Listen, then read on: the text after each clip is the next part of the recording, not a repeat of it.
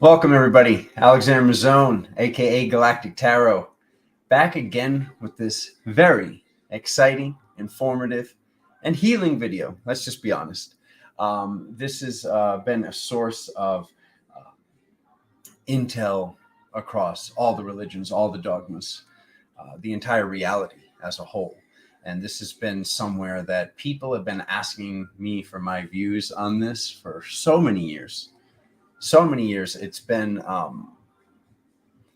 lot of work to get to this point, to actually even feel comfortable enough to be able to speak about the sacral chakra, to be able to talk about these topics. So we're going to save some time at the end for some Q&A. My sister Joanne, welcome. We're going to save some time at the end for Q&A to ask questions about all the things that you've been wanting to know the answers to. I'll be tuning into my spiritual team. I thank you all for being here. I really appreciate the likes, the subscribes, do the things that make the dings with the jingles of the bells. I'm so excited to talk to you about the sacral chakra and sacred union, sacred sex, all the things. Whatever the subject matter may be, I'm going to get through all of my information on all of this. I do have my sacral chakra sound bowl today. We're going to be doing some drumming. There's going to be a meditation at the end.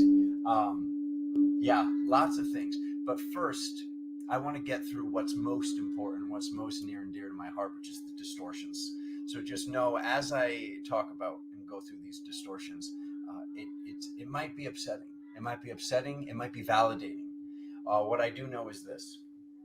We cannot truly get to the point of doing the meditation, creating the container, and then filling the container and the healing process that all of us need to go through together without first talking about the distortions that are making cracks in the vessel, that are making holes in the side of the auric field, if you will.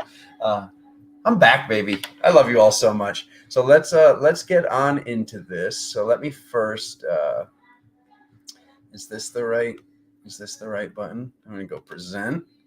I want to show a few slides before we, so I can shut this down. Share screen. I want to show a few slides with you before we should be sharing the screen now. Okay. All right. Here we go. Okay. Let me hide this. So first, we're going to talk about where the word, the etymology, where this word even comes from. So we see the sacrum bone. The sacrum bone is a shield-shaped bony structure that is located at the base of the lumbar vertebrae, and that is connected to the pelvis. The sacrum forms the posterior pelvic wall and strengthens and stabilizes the pelvis. So now many say this is shaped like a triangle, a downward triangle, meaning a feminine shape. The upward triangle represents fire, and the downward triangle represents water and alchemy and all sorts of sacred places. So yeah, this says it's shield shaped, but there's also other places that, as you can see, this is triangular, but just this one bone is what I researched. Now, this is the base of the entire vertebrae. This is the base of these 33 bones. This whole, like, Jesus died at 33. What does this really represent? This tube, if you will, and this chimney, if you will, being around the time of Christmas, let's just say it like it is. This tube that is transporting all of these sacred fluids that can be gathered, can be collected with the right mind states, with the right practices, with the right diets, with the right belief structures. So let's look at the word sacral. So this is literally I just said sacral definition into Google. Sacral: on, for, or relating to sacred rites or symbols. Very, very interesting here. Okay, this doesn't say, when we look up the word sacral, so this is saying sacred rites or symbols. And then it says an anatomy relating to the sacrum. But this is old information. This is information that we all know intuitively. So let's take a look at this also. There's one more slide after this, and then we're done. I'm just going to read this off to you guys in case if you're listening to this broadcast. Okay, from modern Latin, sacralis, from Latin, sacrum, sacred, holy. Okay, sacred may refer to sacred, associated with divinity and considered worthy of spiritual respect or devotion. Of the sacrum, a large triangular bone at the base of the spine. So let's keep on reading here. The sacrum was so named by the Romans as a direct translation from the older Greek hieron ostion. Explanations of the attribute sacred or holy in the past have included misinterpretation of the Greek word hieron, use of the bone in sacrificial rites, the role of the bone in protecting the genitalia, and the necessity for the intactness of this bone as a nidus for resurrection of the day of judgment. A more plausible explanation may be that the holiness of the sacral bone was an attribute borrowed from ancient Egyptians, who considered this bone sacred to Osiris, the god of resurrection and of agriculture, resurrection of energy, where the energy begins, where the energy can be stored. Okay, let's move on from there. So this is just literally the same thing. I'm just going to keep reading. It cut off. So sacral. All those things which are considered with human beings refers to the cultivation of the absolute, associated with the worship of especially valuable ideals. In theology, sacral means subordinated to God, number one. Number two, the basic symbols of all penetrating holiness of the God, greatness, glory, and unconditional love. Three, the essence of temple liturgies, the laudatory speech in honor of the god. Some authors believe that the feeling of sacral is unconditional, or it is not present. It cannot be reduced or increased. Nevertheless, in religious practice, there is an idea of different degrees of sacred: the Holy of Holies, a sanctuary, the high priest, the usual priest, etc. This is my favorite right here. On the one hand, sacral is opposed to demonically impure reality. On the other hand, it is contrasted with something profane, secular, and worldly. Their spatial ratio is expressed in Latin by the couple of following terms: fanum and profanum. Fanum is a courtyard of a temple. Profanum is something that is outside of a temple. Profanum literally means before the doors, the removal of holy things out from a temple. So when we talk about profanity, when we talk about these profane things, these things that are, unsacred, plain and simple, like these things that are not sacred, we're basically getting to these words that are saying that this profanity comes from the words meaning outside of the temple. And this is our temple. Our body is our temple. And this is basically the bottom of these vertebrae, as I was saying. So this is all very much so connected. So I want to start by going back into if you haven't seen the magnetic attraction video, that would be something epic to check out yourself. I was talking about the magnetic attraction and all of that epic stuff with our own repulsion and attraction. But now I'd like to continue to talk about magnetic attraction. So thank you, Lindsay. Thank you, everybody. Look at everybody here. Hi, Joanne. Hi, Carrie. Hi, everybody. Veronique, welcome. So looking at this whole repelling and attracting, are we repelling our lover or are we attracting our lover? So this is like literally talking about magnetism. And this is what was coming through in a recent download, information that Spirit was communicating with me very recently. So to look at it in this modality of repelling and attracting, what are the things and what are the distortions that we are doing, that we are saying are acceptable, the belief structures that we are saying are acceptable that are not acceptable? Because we're all to blame for all of these things. I want to talk about one distortion that the majority is masculine, and I want to talk about another distortion where the majority is feminine. And that does not mean that we're not all doing these things, mind you, or in certain ways. So it's like, it's really about to get in touch with this sacred nature, to get in touch with this, this level of power, this level of truth, to be able to actually cultivate sexual power and sacred power, and being able to actually work with our lover instead of shutting down these frequencies, what many of you are looking for in a state of confusion. Let's just call it what it is. It's a state of confusion because there have been thousands and thousands of years of sex cells and all of these strange frequencies and people, places, and things that are the powers that were, because we are the powers that be now, my family, that have left a bad taste in everybody's mouth and a lot of confusion on what is right, what is wrong.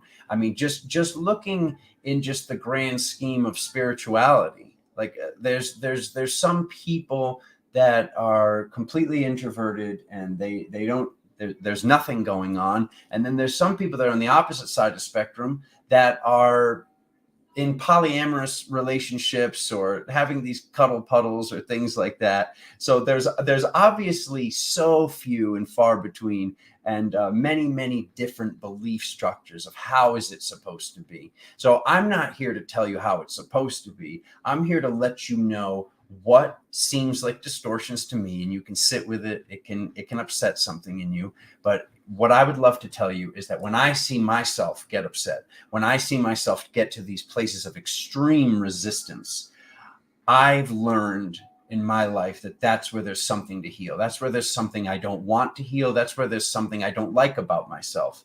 So just please pay attention to the feelings in your body, and just please know, so many of us on this planet, so many. Before I go into these distortions, I want to just say society has groomed my family, groomed myself, groomed all of us, groomed just the entire galaxy to be in the mind, to be focused in the mind. And spirituality has governed us being in the heart. And these chakras down here are often overlooked as these very powerful sources. It's the sacral chakra and the root chakra that this is our ground. This is where the power is actually able to swell. This is why the Buddha has a big belly. This is why in martial arts and things like that, everything that's going on here, and to actually be able to be in touch with this frequency, and why it was illegal to dance, and why women were burned for dancing in the woods, and why they were dancing in the woods, because they had to feel like they had to hide to dance, because it was illegal to actually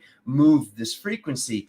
And people think they know how to move this frequency. People think that by moving their hips, they're doing this, but there's something internal. There's something sacred that is beyond difficult for me to even bring up with words, that I can tell you it's not hip, hip, hip, hip. No, there's something inside that's actually moving. There's something that can actually rotate and gyrate energy, which is an entire conversation for another day. But to truly lower our energy and to lower our breath below the belly button, this is a source of power, because we're activating the entire vertebrae. We're activating the entire spinal column. And this is giving us more of a chance of getting into truly into our bodies, and more getting into the mental, the physical, the spiritual, the causal, the etheric, all of it, because this is what we want. So now, without further ado, let me get into the distortions. I'm going to start with the first one. I'm going to start with the big one. There's been Katie, welcome. Welcome everybody. Mary, everybody. I know a lot of people are popping in. Thank you. So let's get right into this. I'm going to talk about the first distortion that I'd like to talk about, which is going to be loaded. So please, guys, don't just like run out of here the second I bring up this thing, because we need to talk about this together. And let's just call it porn to start off. Let's just call it these things that so many, I can't even tell you guys how many times I've heard a woman say, well, I can't avoid it. He's going to do it regardless, so I'm okay with it. She's not okay with it. She's not okay with it. She shouldn't be okay with it. Ladies, please, let's dissolve that. This is disgusting. This is disgusting. This is something that I was asked to talk about. This is something that I was asked to stop doing. Let me just go back first through my own distortion. When I was doing this, okay, because I choose to not do this and watch this anymore. When I was doing this, I was asking one of my other dimensional versions one day. I was asking a guide. I was asking what some would call a higher self. Why is this happening? Why are you doing this? Like basically, essentially asking a version of myself, why are you being an a-hole? And as I asked this version why he was being an a-hole, he told me because of what I'm doing in my daily life. As above, so below. But as is below, so is above. So sometimes there be things that we are doing that are actually affecting the entire field of reality. So with this, how can I watch these disgusting things be happening to the feminine? And I know, like, people say, like, oh, there's 5D porn. There's that. No. At least for me, no. And it's like these things can be addressed, and there's more sacred versions to detach yourself from these addictions. There's a big difference between watching somebody have their head stepped on and just be completely like just degraded, and having like maybe like a picture of a beautiful woman in a kimono, okay, by herself. Okay. And I'm not even saying that the beautiful woman in the kimono is the necessity. There is so many philosophies and practices of like, whether it's a part 2 or whatever, of actually harnessing these fluids within the body and what happens when we harness these fluids in the body, and like just literally like talking about the kings in China, and like, just all this subject matter that whether it's right or wrong, there is a lot of philosophy, and there's a lot of stories and belief structures about when we hold this energy and when we keep this energy, something then comes to be with it. And it's not that this energy should never be released, but the belief structure that men have and how they think they're talking to a higher self, and they're actually talking to their ego, to be able to have this like, oh no, it's okay that I do this. I need to release this energy. I'm an a-hole if I don't release this energy. This isn't real, my family. This isn't real. And here's what the real problem of it is. All across the planet, there are guys going in one room and they're doing this. They're going in the bathroom. They're waiting till their girlfriend's sleeping. And then they're, whatever. Let's just call it what it is. They're touching themselves in this other room, and they're watching this disgusting stuff. And then the next day, what takes place, because I noticed this just being in control of my reality and noticing the subtle impulses and what's going on, and being able to communicate about what I'm seeing with myself and being honest with myself, because this is something that's very easy to lie to the self about. But what I would see is when I watched disgusting stuff at night, when I woke up across basically, I consider myself a long-term monogamist, but being in these relationships, there's been this reoccurring pattern of the days that I did give in to this temptation. My beloved, if you will, would be upset the next day. There would be this non-verbal upsetness that she couldn't explain. And this is something that I feel like would make the woman feel, oh, is this crazy? Is this, is this that? And it's basically like this non-verbal gaslighting that's going on. That is sometimes verbal, because when she's upset, because she deserves to be upset, let's be real about it. When she's upset that this was going on, because like that's sacred, special time that could have been spent together. And why was it done like this? And what if, to all the guys out there that are thinking like, well, I had to do that because I wasn't getting sex and I wasn't having this. Maybe it's because your energy is disgusting. Let's be real. Okay. Maybe your energy is disgusting because of what you're watching. It's not your fault. Society has tricked everybody, and the majority of people. And whether or not you're tricked now, this is something that you can see how you were tricked at some other time to believe that sex sells, to see this stuff, to get into these modalities. So what I'm getting at is there's going to be times when you look back on history, when you look back on your own life, and you see when this was done, guys and girls, okay, and girls, when this was done in the past, the next day or that day, your beloved's energy was off. And when their energy was off, we blamed this on them, especially the guys. And I know I was guilty for this. And I apologize, and I have forgave myself, and I forgive myself across all time and space. But this whole like, oh, you're acting crazy, you're doing this, you're doing that, when intuitively and inherently, you know why they're upset. They're upset because this isn't right, and this isn't how this was supposed to be done. And this is just plain and simple disgusting.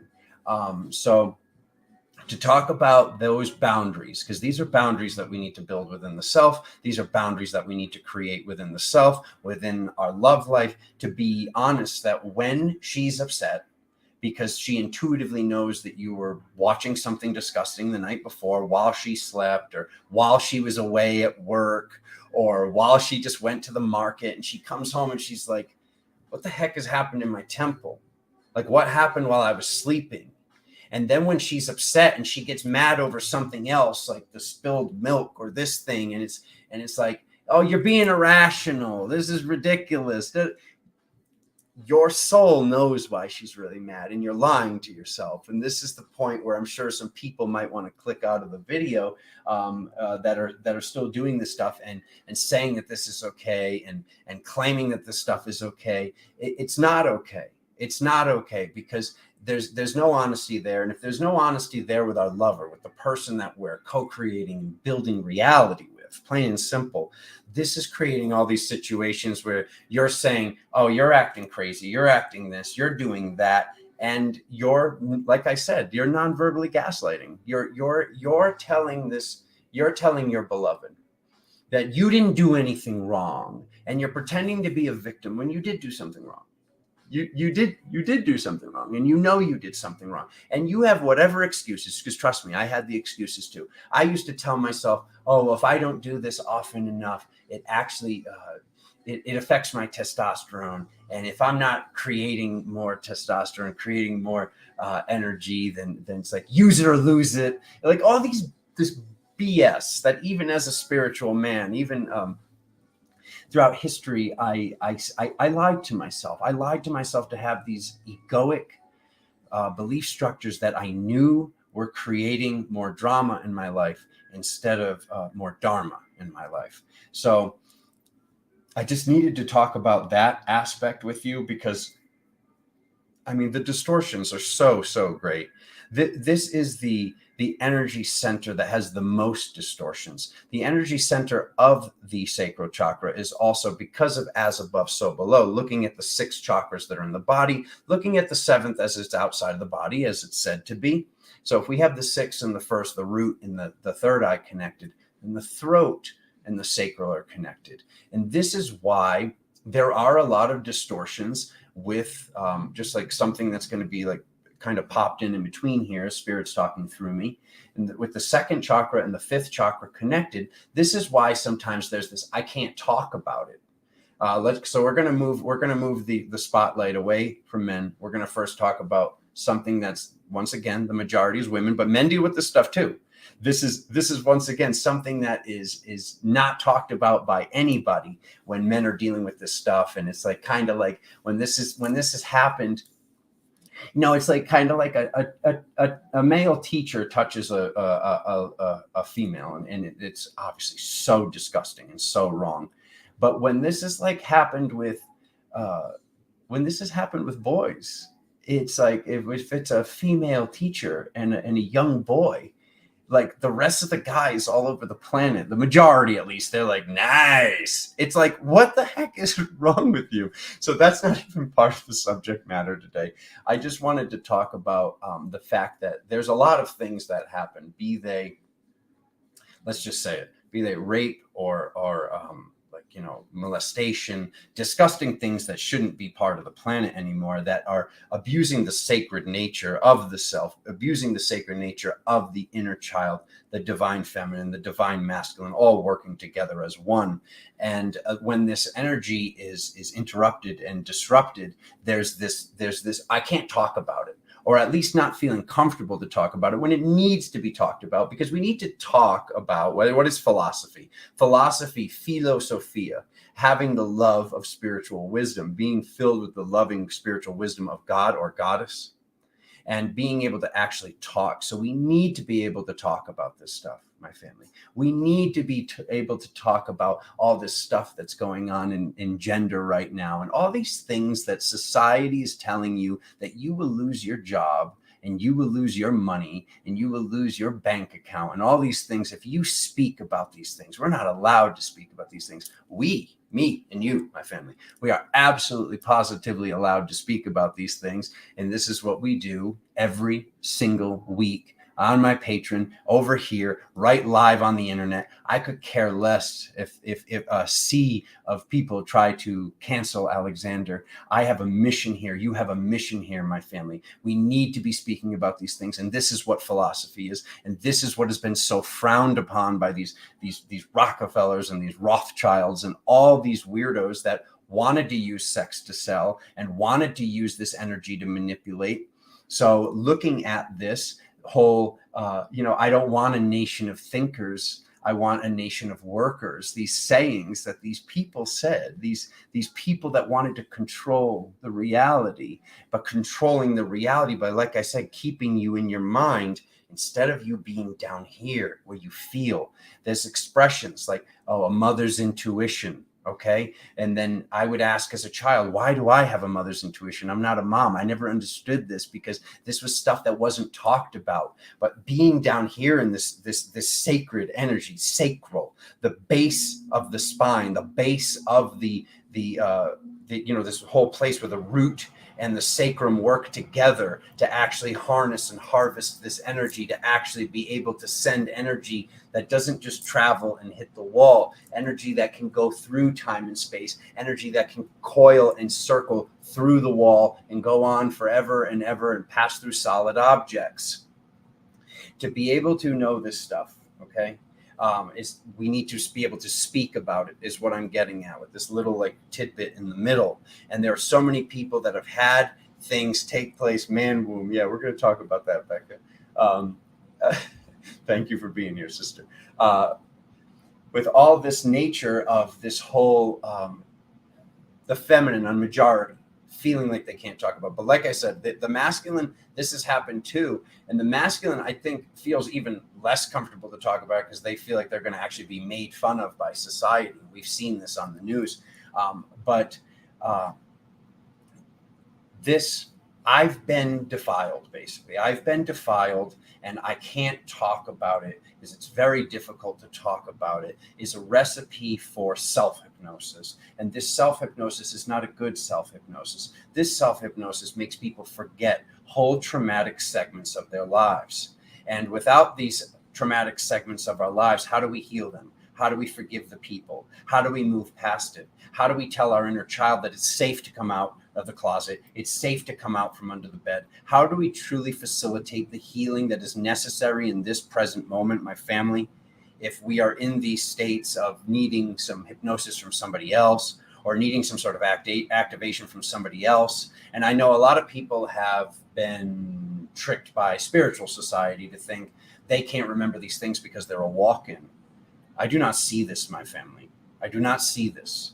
I'm just going to be honest and true with you. A lot of the distortions and a lot of the belief structures that are on this planet, the blockages are us not being in our true power, our true essence of being at the bottom of the tree, being in the roots of the tree. Everything in spirituality has been governing and dictating you looking up and looking up and looking up and not looking within when it's all here. It's all about this present moment. It's all about this present level of power and filling that container, okay, that container that we build, okay, instead of this whole looking outside of ourselves, talking to a higher self when it's, when they're really other dimensional versions of ourselves.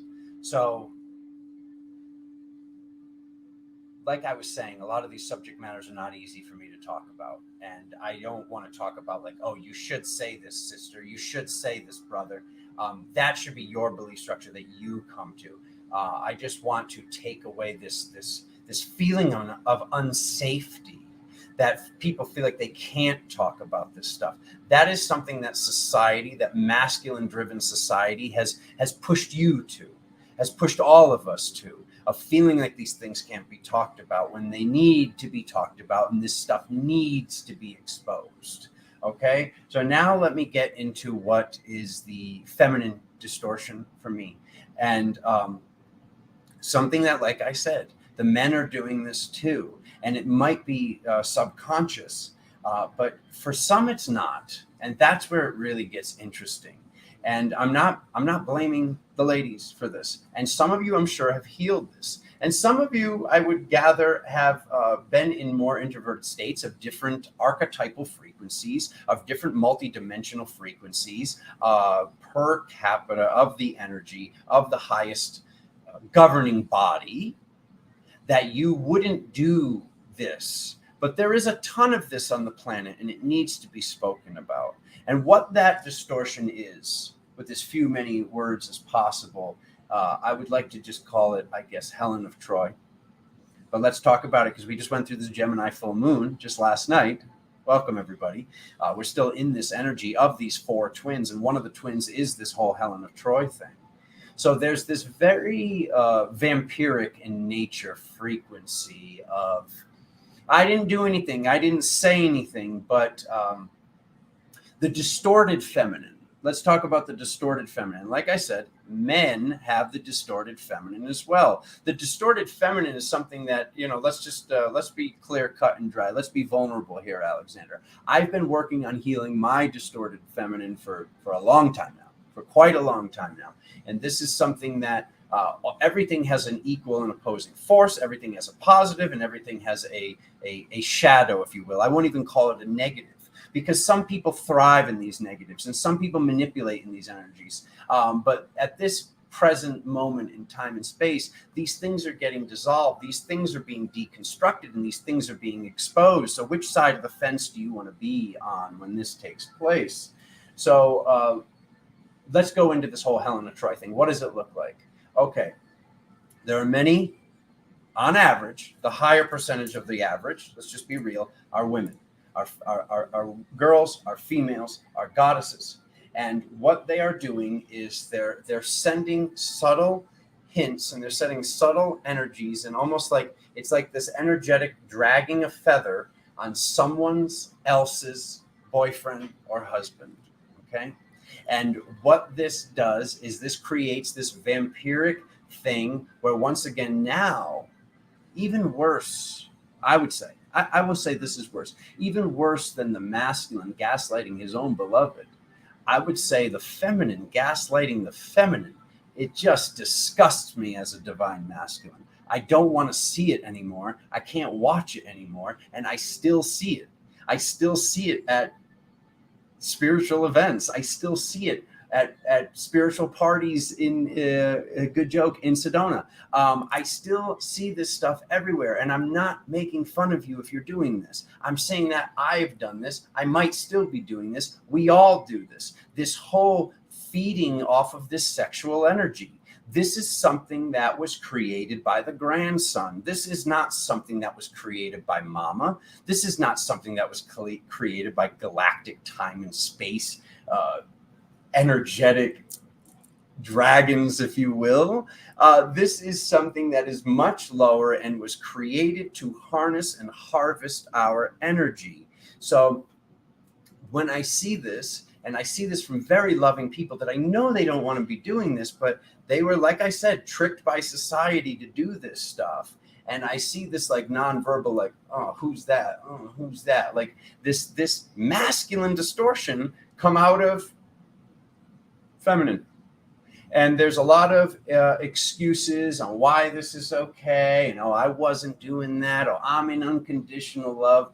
And no, that's not the case. Because, and I'm not talking about one person here in particular, because I know, I can imagine that there's plenty of people that are watching this right now. And they're going to say, oh, this came up in my session with Alexander. He's got me under the spotlight. Sister, I am not speaking to just you. I have had this conversation with many, many women, and this needs to be talked about. This needs to be brought into the limelight. This needs to be brought under a spotlight. And I am not talking to just you. I am talking to many over the course of the past half a decade of me doing soul retrieval work. So please get that distortion out of your head. The world does not revolve around just you. Think of the collective healing that we are all doing. Think of the fact that in my reality, your archetypal frequency, as you remove the distortions from your archetypal frequency, we remove it from the whole.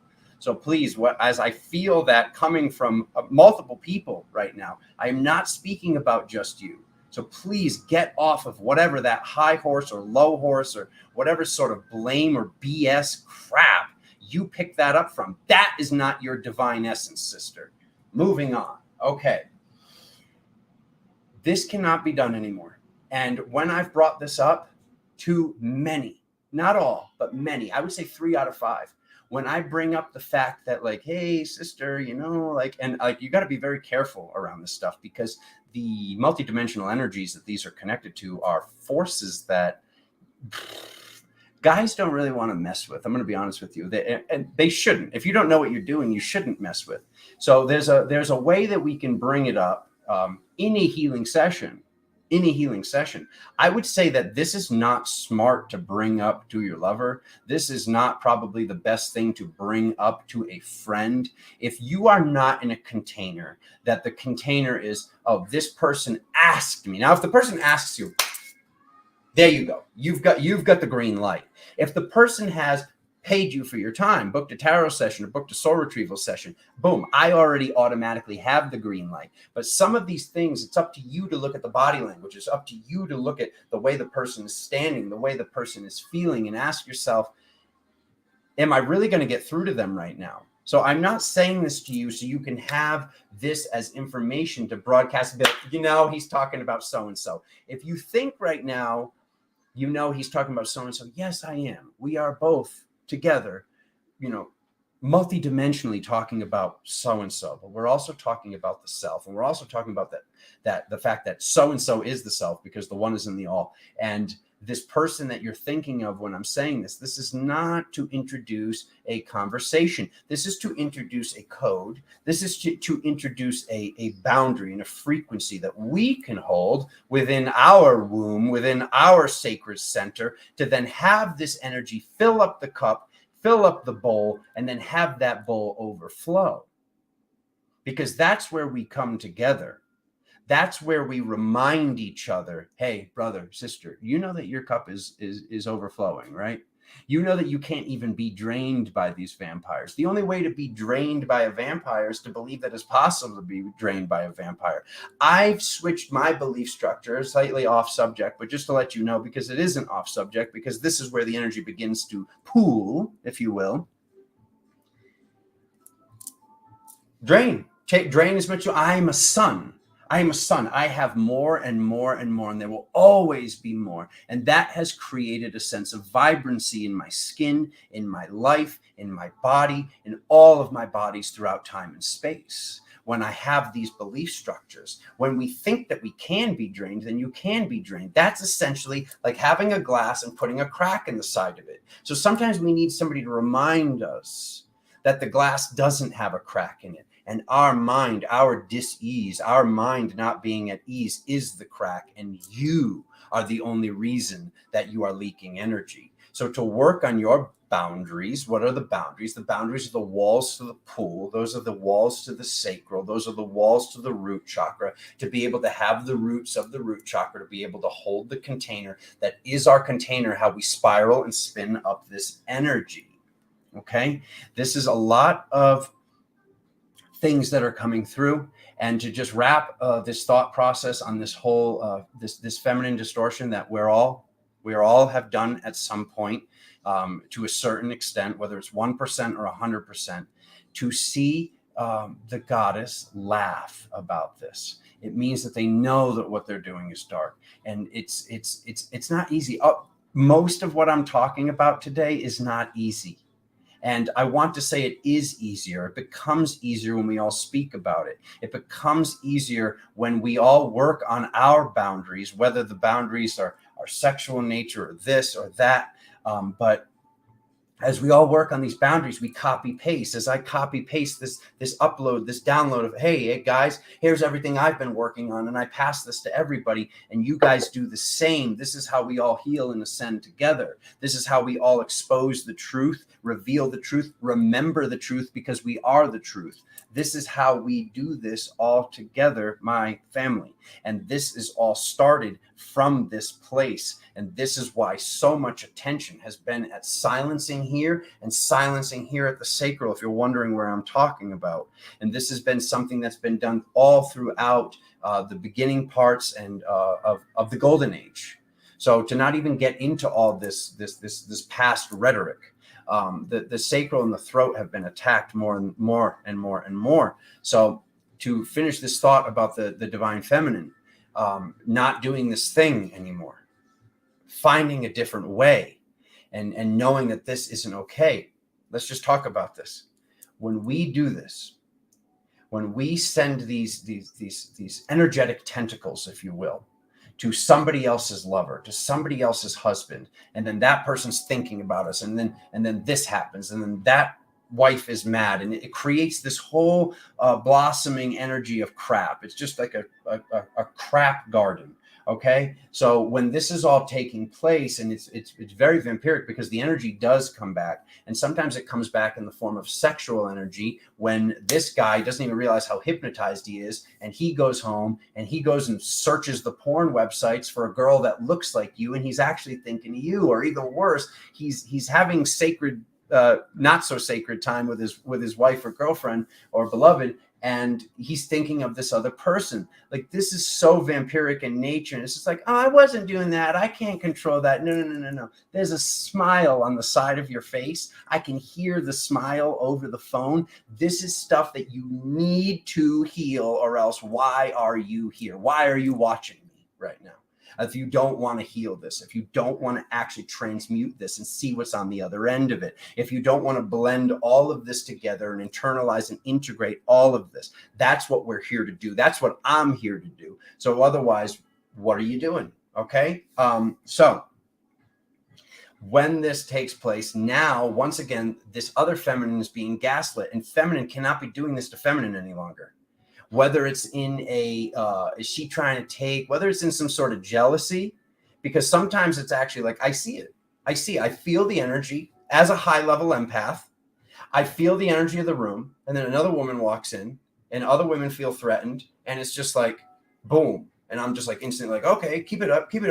That's happening, but we can't talk about that. We can't talk about the fact that she's hating on her for no reason whatsoever, or it's something archetypal, or it's something past lifetime. Either way, you at home need to be able to identify when you are doing this, or you're not evolving. Weakness. I don't have time for weakness. I don't have room for weakness. My boundaries have gotten so much thicker, and they're going to continue to get thicker. When I see weakness, I need to speak about it, because I want, when my reality sees my weakness, it to be brought up. Hey, you could work on that. And then we'll see how upset, I will see how upset and how much resistance, once again, I come up with, because where the resistance is, that's where the work needs to be done. In my life, anytime somebody told me to do something, just think back on history. How many times did somebody tell you, hey, you're kind of disorganized. If you could write notes down, it would make it easier to get stuff done. And then like you go, and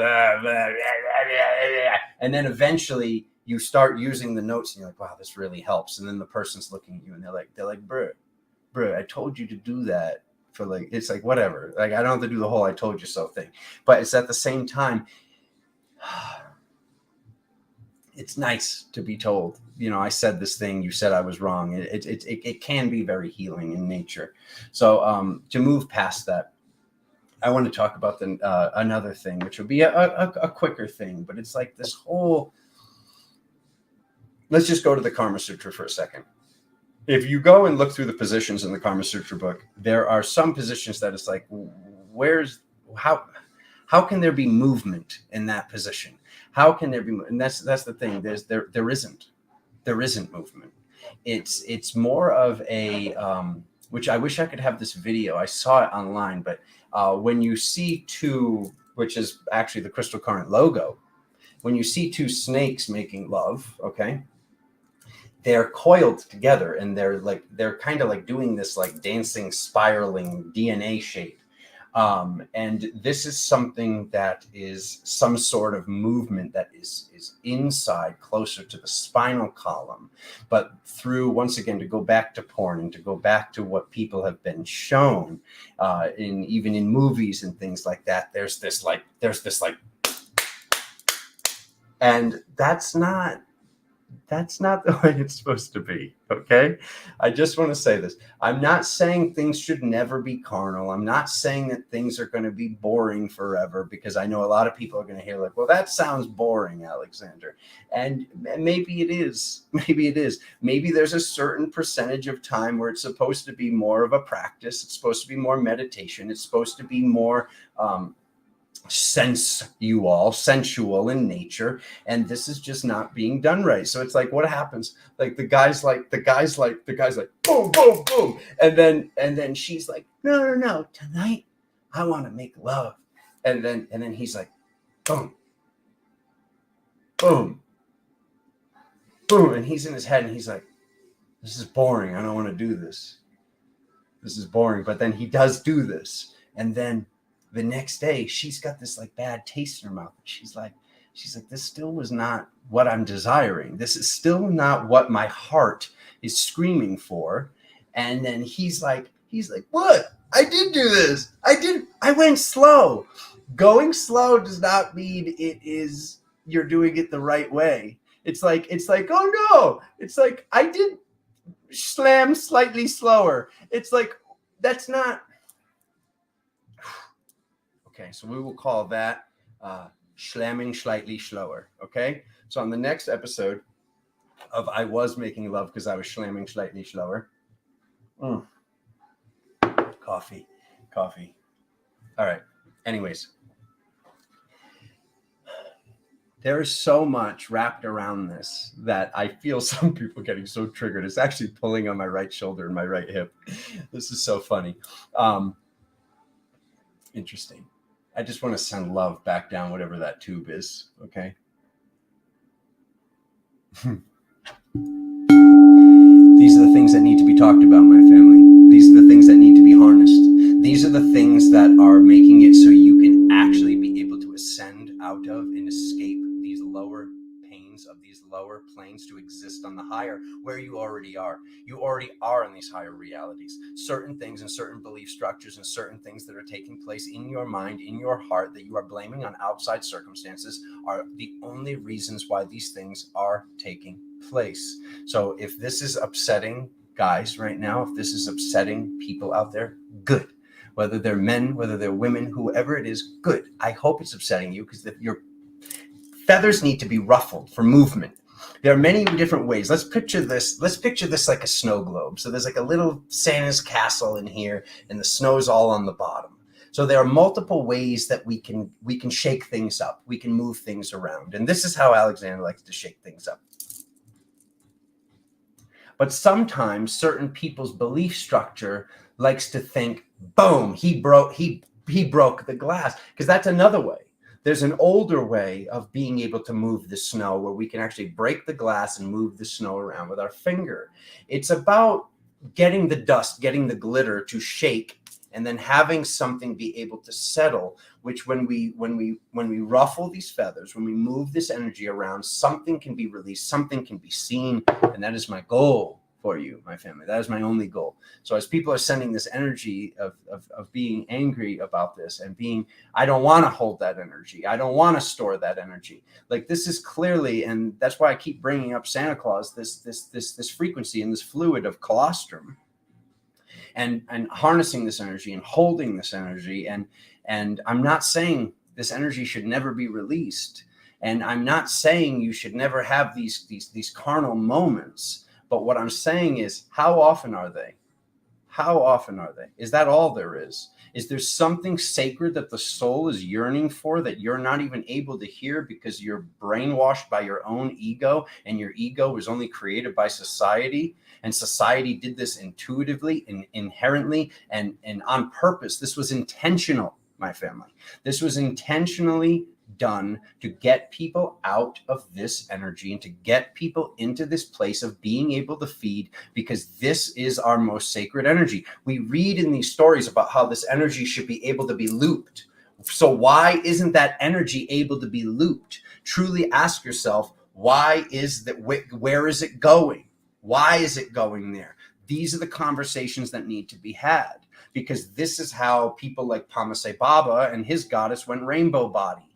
Like, this is clearly what was taking place in that cave. This is clearly what's taking place in all of these books. And to look at this and just to even go back to this quickly, this whole like Kama Sutra thing, and how just I think everybody's confusion. Like, if you look at these and you've never heard of this whole, like, the movement's not supposed to be this whole slam, slam, slam thing, because the slam, slam, slam leaves the feminine vessel feeling, which is a torus. It's a torsion field. This is making this feel plain and simply sore, hurt. There's something going on that's just like, oh, that's how it is. This is how I feel after this. And that's not how it's supposed to be. That's not how, do you think that's how it was like in ancient Greece or ancient Egypt or even further back? No. And when this energy is, this is going to be one of the final thoughts I want to get to before we take this into a meditation, and just hope that all of us can work together to clear these distortions, to bring up more distortions that I haven't even been able to speak about or I haven't brought up today, and to just bring this to light. This needs to be healed, and this to me is most likely after, like, I think that the chakras, everybody's up here. Everybody's like, I want to open my third eye, I want to do this. But to me, it's like the whole thing's been flipped. And it's like the root and the sacral seem to be the most important to me. And it's like, what do you need to do? You need to access these to then get to this other one that we'll be talking about, not in the next video, but soon, the solar plexus chakra, which is literally the sun. Like, everybody's attention, like, there are some people and shamanistas or sexual practitioners or this thing or that thing, that they do talk about the sacral, and there's people that talk about the root, don't get me wrong, but the majority of the focus is here, here, and here in spirituality.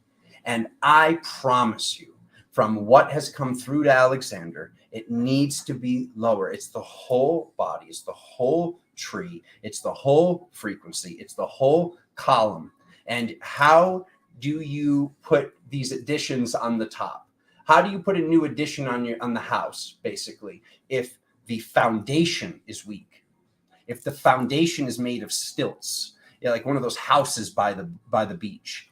If we have one of these houses and it's like, boom, it's just a bunch of sticks holding up the house. How do you make it go another 2 stories higher if you have a weak foundation? We need to work on the foundation. We need to work on the boundaries, if you will, to be able to go up and out and to go higher and higher and higher through this reality structure. So what I wanted to talk about next, or what was it now? Now it's being, let me see. I got it. Give me 1 second.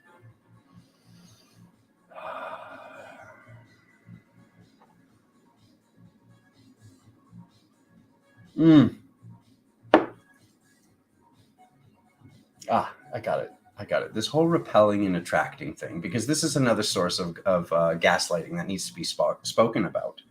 Okay. When the feminine is in a state, whether it's externally when she's by herself, or whether it's with her beloved, there is a frequency. Like, let's just actually talk about the shape of this feminine flower. Okay. This is a torus. We're actually looking at a torus. And when this body part, the entire body, the entire structure is feeling safe, here's what's happening. Okay. So there's this whole, the phallus is the sword and the feminine is the sheath thing. And this is such a freaking distortion, because here's what's actually happening.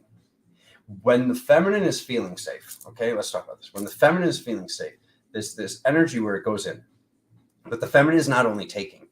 And when when, how do I best say this? So basically, there's an energy that reverberates outwards. There's an energy that's coming out, because the torus goes in and the torus goes out. That's how I'd like to say this. The torus goes in and the torus goes out. And sometimes the energy is going like this. So I want to normalize this for all the women and all the men out there.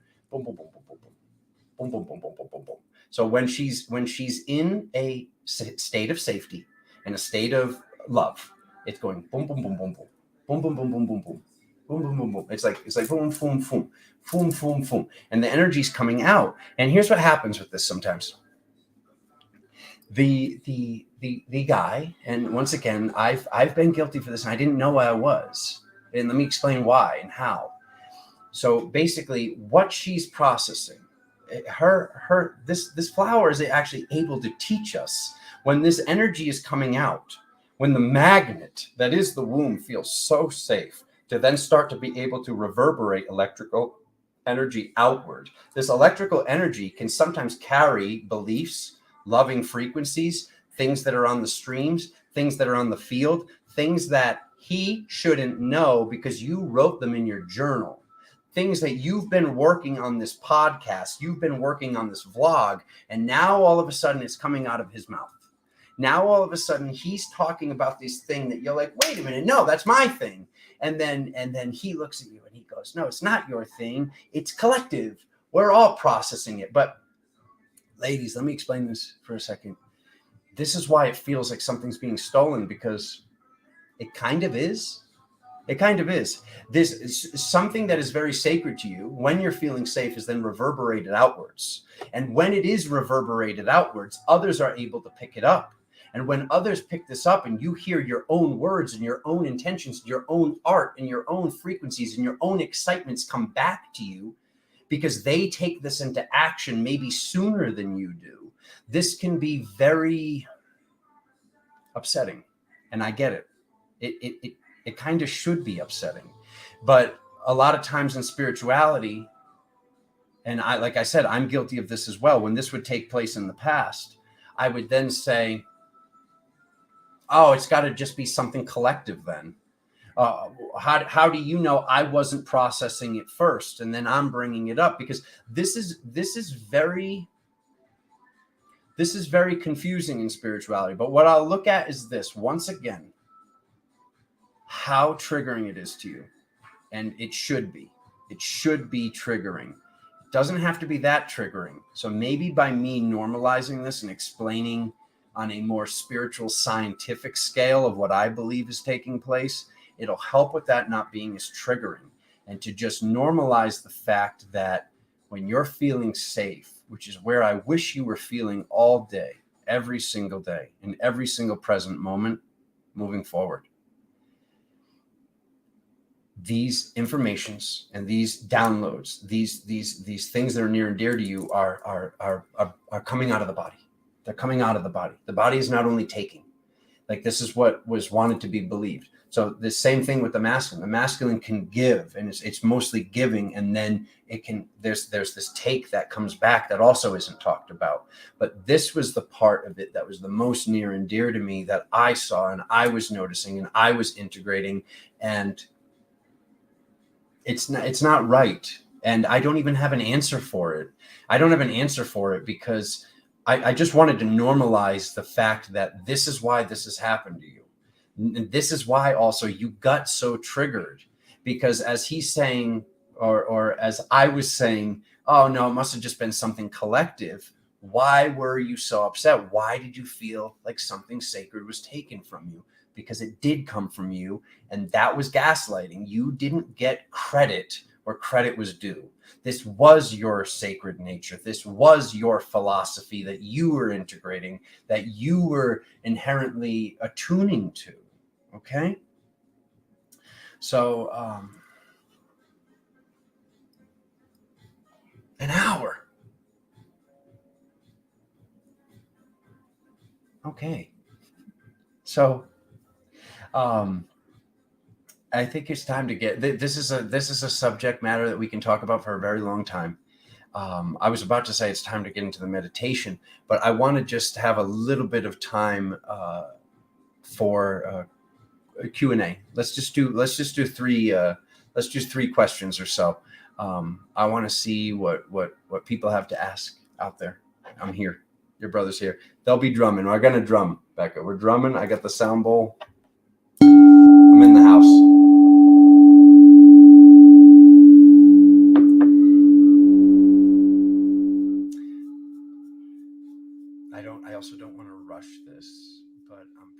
sure I'm almost out of time on the amount of time I can record. Karina says, this has been effing fire, bro. Thank you, sister. Thank you for being here. Thank you all for being here. It got to question and answer time and people start leaving instead of asking questions. I'm here. You don't have to pay for this portion of the session. I'm going to answer questions right now. Let's go.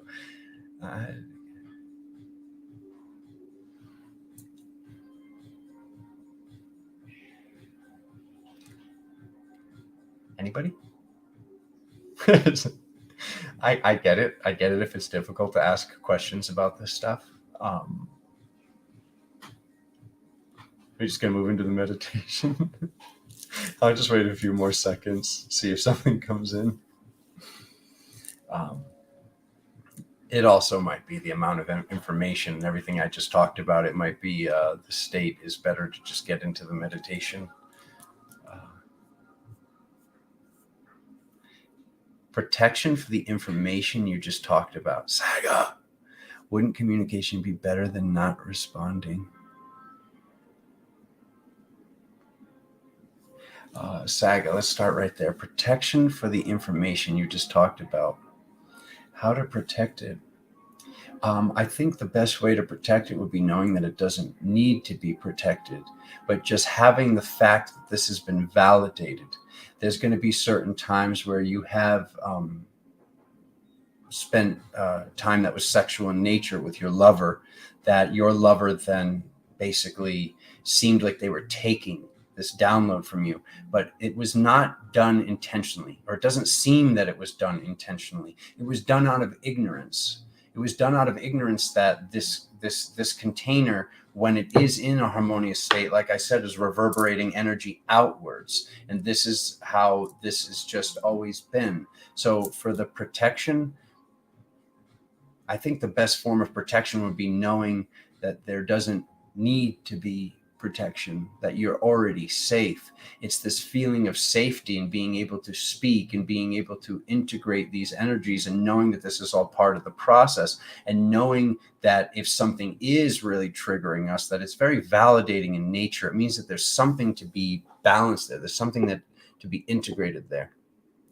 And Carrie says, I let the comment went up. Wouldn't communication be better than not responding? Wouldn't communication? Of course, communication is better than not responding. Yes, communication would be better than not responding. But it's how we communicate about these things. It's how we go to each other and talk about these things. It's there's a video coming about the inner child soon, and that's very much so connected to that. And this push pull competitive thing that happens in relationships sometimes. Let me lower this volume. We're going to be meditating soon anyways. But yeah, it's how the communication is taking place. And I mean, either way, we should all be in such an evolved state that even if our lover or our friend or our family member, our boss is getting triggered, we should be able to hold the field and stay in this fluid essence of being grounded in this nature and being able to speak about these things without them triggering us, even if they're triggering them. But that's very much so easier said than done. So I would say, as long as the communication, for me, and this is just my personal belief structure in this present moment, is not getting overly aggressive, if the communication is coming through and being spoken about in a way where everybody feels safe to a certain extent. I mean, I'm not saying you should be exactly completely like, there should be things that are going to be riling things, but as long as people are staying able to communicate, yes, the communication is very, very important, Carrie. That's what I'm getting at. It's just, how does that communication come through, and how comfortable do we feel while having this communication? But this is stuff that needs to be talked about. It absolutely needs to be talked about. Katie says, I can pop it up on screen. I asked earlier, I'll take my time to say it again. Yeah, Katie, the comments keep going down. So let me see. Did you write it again? Okay. Ooh, Lindsay says, I'm not skipping you, Katie, but I love how do hormones affect the chakras? Wow. All right. All right, so let me go into Katie's first. Is it all us? They see something in me I don't. In just me trying to be a friend, and then yes, somehow jealousy gets involved. Is it all us? I guess you're talking about the feminine distortion. I'm just gonna assume that. Um,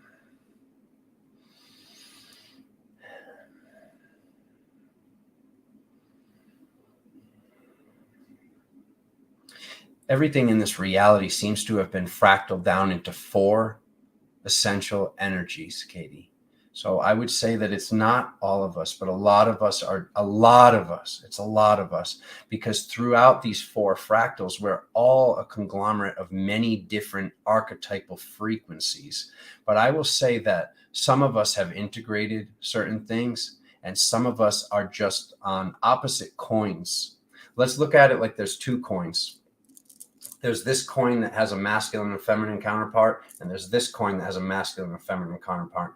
And this is what just took place with this whole Gemini thing. We just had this Gemini full moon just yesterday, and so many people were angry, and then so many people were happy and thriving. So I would say with these 2, with these 16, if you will, also, because as we talk about the number 12, to just go through the numerology of what you're asking me, there's this frequency of the 12 children, the 6 boys, the 6 girls, which are archetypally all of us fractaled down, are holding some of these frequencies. And then there's mom and dad, and then there's basically like either uncle and aunt or this other distortion from that number of the 16. Now, there are higher numbers and there are higher echelons, but a lot of what's taking place in this reality is still focusing on the 12 and staying away from the number 13. The number 13 is bad. When the 13 is the queen and the 14 is the king. Okay, this is something that's just like, stay here, stay in these 12 zodiac signs, stay in these 12 numbers. So out of those 12, this is a very advanced question you asked, Katie. I love it. There are going to be, out of the Gemini, so it's the 12 plus the other 4, the 16. So out of the 16, we have these 4, these 4, these 4, these 4. Okay, so I would gather that, yeah, see, on these 8 aren't doing that. That's a different distortion. They have different distortions that are on these side. So it's almost like put 2 horsemen of the apocalypse over here and 2 horsemen of the apocalypse over here. And there's a certain coin over here, the consort, the opposite of the sort. There's this one functionality. These 4 and these 4 have the opportunity to do that. But when it comes to how we're actually built and what we are multidimensionally, there are people that are not just from this side. There are many of us are these Trojan horses, if you will, where it's like they're part here, and they're part here, or there's like a ton of energy here, but there's a little bit here. So to answer that question, is it all of us? No, but it's most of us. It's most of us in this reality. It's the high majority. But I'm sure that there's some goddesses out there that are just like, I've definitely never done that. Like, that doesn't feel right. And like I said, I would look at the resistance that comes up and just know this is something that we can heal from. Just 99% of a healing is knowing that we're doing something in the first place. So not knowing if you are doing it or not at least puts us in an inquisitive place. And being in that inquisitive place gives us the ability to the ability to respond. So having that ability to respond and shift. Okay, let me see. What was that question? It was Lindsay. How do hormones affect the chakras? Oh my God. Hormones probably are the chakras, Lindsay. I love this question. The more that we affect these chakras and the more that we affect these hormones through certain things, the list of positive hormones is much longer than the list of hormones that are ruining energy, like cortisol, things like that. We've got oxytocin, dimethyltryptamine, serotonin, all these frequencies that do affect our state, our field, how safe and how happy we feel. And are we in the state of producing these fluids? These fluids, even the colostrum that I was talking about earlier, which literally comes from the word claus, Santa Claus, colostrum, this fluid that goes down the chimney, so to speak, when the right appropriate practices are met. Absolutely. Chakra production and where we are and third eye decalcification and these things being done. There is a lot of hormones, and those hormones are going to affect the chakras because they're going to affect the entire reality. They're going to affect planets on the other side of the cosmos, sister. When we actually get into this place of further, because we are already in control of our realities, but the more of these enzymes, the more of these things that some people are taking as medicines, or they're actually to some believed to be drugs. So like we have the ability to produce these fluids and produce these enzymes, and some people out there take some of these things like DMT or whatever it is, which this is a subject for another day, but they actually don't even feel anything. Nothing happens because there already is so much DMT in their body. So yeah, the hormones is major, because there's also sexual hormones and testosterone and all these other frequencies. How do they affect the chakras, though? They're going to make the chakras grow. They're going to make the chakras expand, because the entire body's going to expand, because what goes up must goes round. So the more that we can activate more of these chakras by having all of these fluids, that is our God-given right to have, these chakras will activate up. And when those activate up, that makes the torus bigger. And when the torus gets bigger, these chakra can then expand, and then they can turn, and then we can have this big, huge torsion field of these two tornadoes connected. Let's see what else we have here. This is I'm loving this. Becky says, my husband is very, very in his feminine, wants to be more and more female. I'm feeling my feminine is dying off. How can I keep my feminine alive? I'm curious about polarity. Oof. Becky, oh my God. More and more feminine. Wow. Holy crap. What a question. More and more feminine, wants to be more. On that journey, Becky, let me go back to circa 2011 in my own life.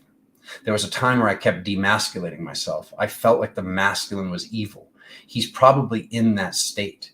This masculine, whether it's the shadow, whether it's the fire, whether it's this or that, and seeing what's taken place over time and space, I would say just maybe what would be the best suggestion is to continue to work on your own energy, to continue to work on your own frequency, and make sure that you're not allowing yourself to be like, oh, I guess I got to be the alpha. We don't need an alpha. That's what I'll say. We don't need an alpha. It's up to us to all be in the best vibration that we can be in. And sometimes in love, which this is a conversation for, not saying your question's answer is a conversation for another day, but this whole alpha frequencies, it'll absorb a half hour of my speaking right now. But what I'll say is I did that.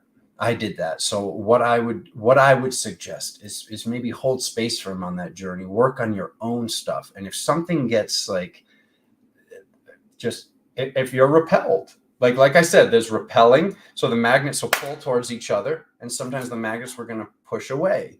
So hold space on this journey that he's going to get to this point where he's going to see that with this feminine integration, he's reached a plateau. Because this is where I reached a plateau. And once I reached this plateau, Spirit said to me, you got to like actually integrate the masculine now, because the feminine was everything right to me. It was like intuition and astral travel and reasoning and love and all this, like, wow, this is all I wanted to do in 2010, 2011, 2012. And then all of a sudden Spirit was like, you've completely demasculated yourself. It's time to work on the masculine.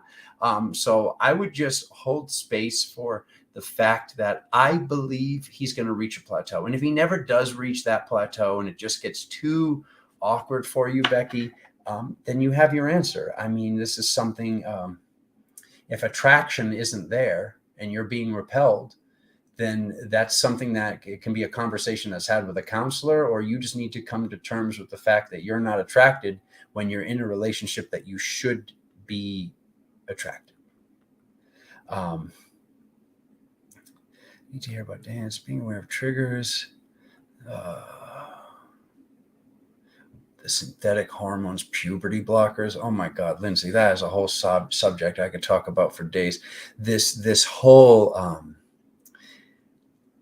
children. like just to talk about a distortion that other people will lose their jobs for talking about. I believe this is a distortion. If this upsets you out there, good. I believe, in my personal opinion, young children should not be asked if they believe that they were born in the wrong suit. If somebody's going to take substances and fluids and get surgeries to reverse their sexual suit to a different sexual suit, this should be something that's at least, which I think that's probably still even too young at 18 years old. But like asking a child this, like the child is very, very confused from the age of 7 years old in one day, or once their ego has taken grasp of the suit. Like just think about this. Did any of you out there after the age of 18 get a tattoo that you wish you didn't have that tattoo right now? That's it. I just leave it right there. As a philosopher, I just leave that subject right there. That to me is an agenda. That to me is something that nobody feels comfortable talking about. I do. I will talk about these things. Let them say, oh, this guy's blah, blah, blah. He's not this. I have all the love and care for all of these people, everybody out there, the LGBTQ, all the letters, all the things. I love you all very, very much. But there's something disgusting to me to asking a child that's very, very confused at a very, very young age if they feel like they were born in the wrong suit. And this is an agenda, and this is an evil agenda in my eyes. And this is something that many, many people are like, I can't talk about that at work. I can't talk about that here. This will get people's lives shut down and get them canceled. This whole cancel culture out here. So yeah, the synthetic hormones, puberty blockers. Yeah, this stuff in the milk, this stuff that's, once again, Lindsay, it's I love to talk about like exposing something, and because sometimes like people don't talk about things, and when I bring them up, they go like this, and they cross their arms, and they're like, this is negative, this is this is that. Oh, he's lowering the vibration, things like that. I see this because I feel it all, and it's just like, well, no, it's like I don't want to like talk about chemtrails to the cows come home here. But if there's something that can be perceived as negative that we haven't talked about, sometimes things need to be brought to light. But at the same time, once something is brought to light, sometimes it's better to just know that those distortions, whatever they are going to be healed. And too much focus, I think, is problematic.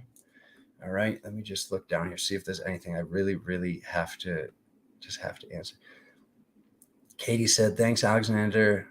I'm just me, and they, men or women, think they love me after just a conversation. And there's usually a third person who then feels threatened by me. It's tiresome. Oh, see, that's different, Katie. That's different. You're triggering that feminine by showing them something that they don't have because of they do have, but they don't have in that present moment because of the state that they're in through their lack of self-worth and their lack of boundaries. And you're showing the guy something that is more sacred in nature. You're reminding them of something that used to be the norm. So that's very different, sister. And could those two things be connected? Yes. But I don't, let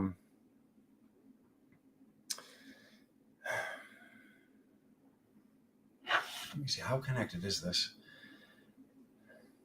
Yeah, they're not connected. They're very different things. Katie, you're seeing distortions in these people because you're kind of like inciting this.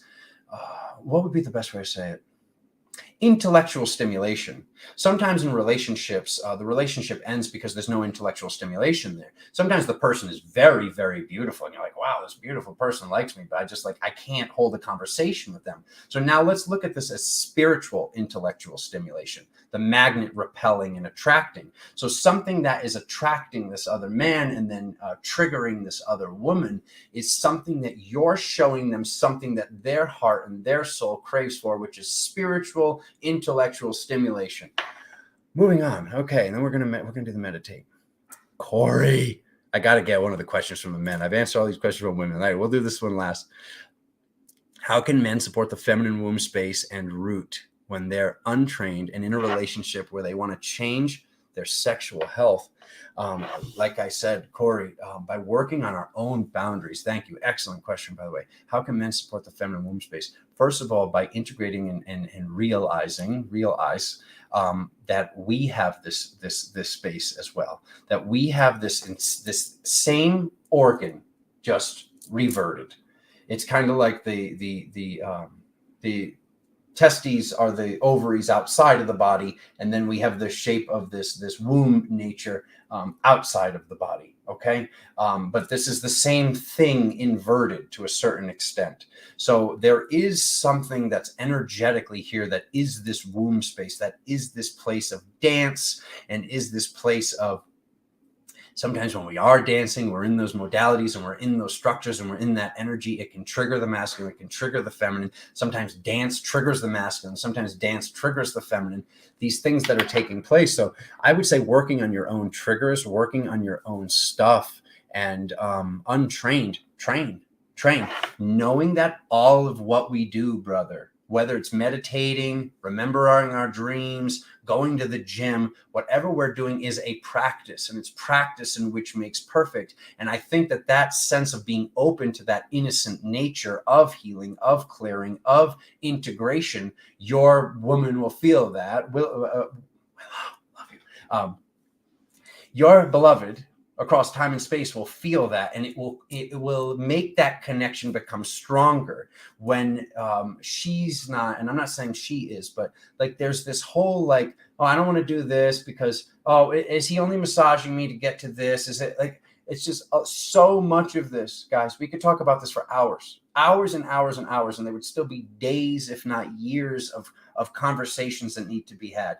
But it's about beginning this process of talking about these things and us beginning to be able to identify, where am I closing off? Why am I repelling my lover when I don't want to repel my lover, when I want to be attracting?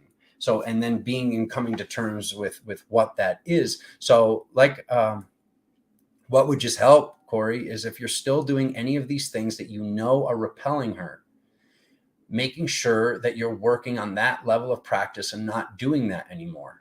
When we do something, like sometimes we want to ask like, well, when did this start? How did this start? When did I first become triggered? Why did I say this disgusting thing, this weird thing? Why am I being passive aggressive right now? And when we ask those questions, we can see there's something they did that did repel us. But just because they repelled us, to go back to someone else's question, being able to then go talk instead of like being repelled, and now you're repelled and you go out with this and then you come back and then now you're repelling, and there's this constant repelling thing that happens until a fight happens, and then one person gets blamed on the fight when it was a mutual thing. Being able to just see that you just got repelled, be able to integrate that you got repelled instead of being able to come back in this frequency. Because as you're being repelled, I would say that the majority of time, what she's really saying is, I love you, don't go. But sometimes there's this like, you did this thing. Oh, I'm so mad about this. But what's really mad about might have been something from another day. I mean, how many times did we get in a fight in history, in our lives, and we're in a fight and it's like, oh, you did this thing. And then like eventually, like whether it's an hour later, a day later, or a week later, the thing comes out. It's like, I wasn't really mad about that. I was mad about this. And you're like, oh, that makes so much sense. Why didn't we just say that? Because once again, the throat is also out of alignment, and we're sometimes uncomfortable to have these conversations. So with changing their sexual health, change your sexual health, and just be there to support that. Show up as a show up in a way that is making them feel safe, and ask them how they can feel safer. Shane, got it. I got a tattoo there. Oh my God, tattoos were all the way back there. Yeah, I'm sure. Thank you, brother goddess. Freaking love you, Corey. Yeah, thank you all. Let's do the meditation now. Okay, the music, the volume's shut off. Let me pause that. Okay, let me get some coffee. All right, so, my thing fell. Okay, let's first talk about the 7 chakras, the 7 frequencies, just for a moment, because this is going to be an entire series that I need to do on the number 7, and the 7 magics, and the 7 frequencies, and everything that's taken place as I go through this journey. But let's talk about the 7 sounds. Let's talk about this do, re, mi, fa, sol, la, ti. This would be the re, because do would be the 432 hertz ratio of the root chakra. So now today, being the sacral chakra, having the sound of the sacral chakra is do, re, re, re, re, re, which happens to be a ray, like a light ray. So this is a frequency that can be vibrated in numerous of different ways, whether it's in a high pitch or whether it's in a low pitch. We can hit this sound note in a variety of different frequencies. We can have a high F, we can have a low F, and so on and so forth. So if you want to chant with, as we're doing the sound bowl and doing the ways that I remembered, not that I was shown how to drum. So the drumming frequency that I'm going to be doing, whether or not you think you have a womb, I believe that you do have a womb. I believe that we all do. So this is going to be a womb healing drumming meditation. But if I am chanting, it's at least going to go through this tone. Will there be other tones involved? There can be. It can go from the sacral down to the root, or from the sacral up to the crown, or up to the heart. But whether this is coming through a or a, see, I was already hitting that sound to go through that ray, the ray tone. Do, re, mi, fa, sol, la. Do, re.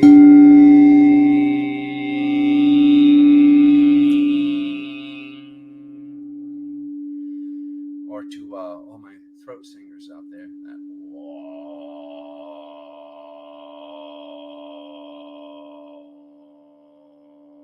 whatever frequency it is that you want to bring into this container that we've now all created together, so we can fill this container, so we can have this healing transpire across all time and space, across the entire reality, across the entire planet, across the entire cosmos, across the entire galaxy, wherever light exists. This healing will go to those places, traveling faster than the speed of light.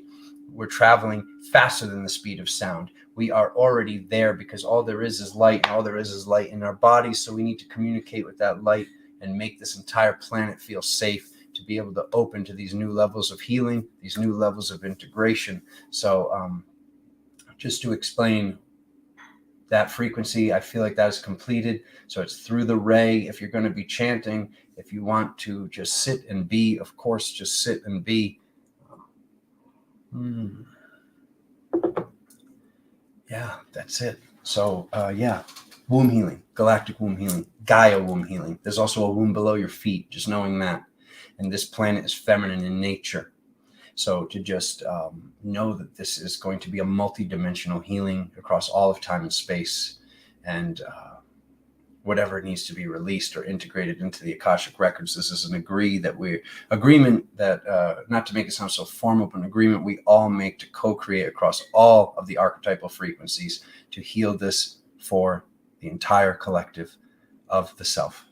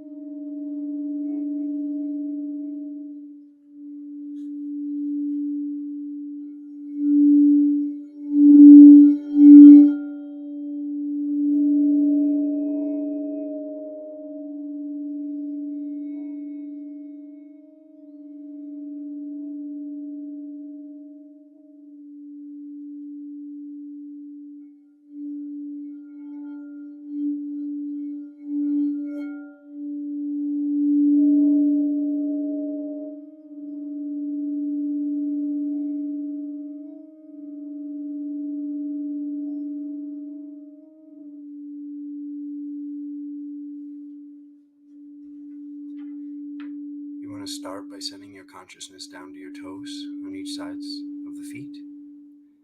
Go down to your toes.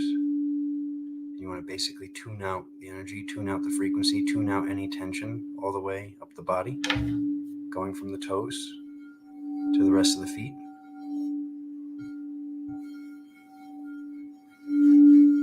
Going up to the shins, through the calves, through the knees, into the hips, through the genitals, through the stomach, through the lower back, releasing any tension in the chest and the upper back, and the shoulders and the upper back, the traps, down to the fingertips on each hand. If it's easier to deal with the left side than the right, do it that way. You might notice it's easier to communicate with one side of the body than the other. That's something that can adjust through this practice as well. Tuning out the wrists, tuning out the forearms, the elbows, the front of the arm, the bicep, the back of the arm, the tricep, going up to the neck, tuning out the front of the neck, the back of the neck,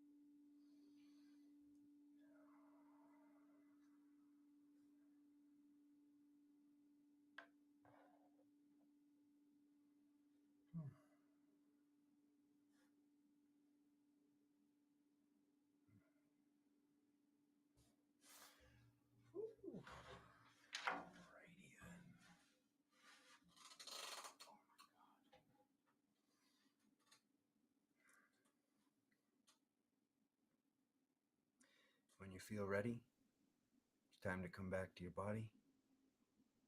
I thank you all so much for going on this healing journey with me, with all of us. And I just remind everybody that the feeling of safety that we all have in this present moment when we attune to it is how we all thrive together and how we all work on our boundaries to become stronger and stronger, and how we all support each other by supporting this planet, by supporting the growth that is the healing that needs to be addressed to get to the next level, and the level after that, and the level after that. Thank you all so much. I love you all so much. See you very soon.